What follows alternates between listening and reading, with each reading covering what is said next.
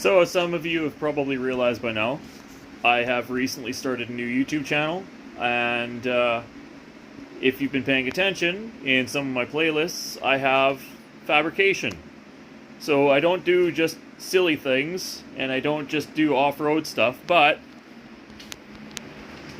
I have been rebuilding my written-off RZR 900 XP.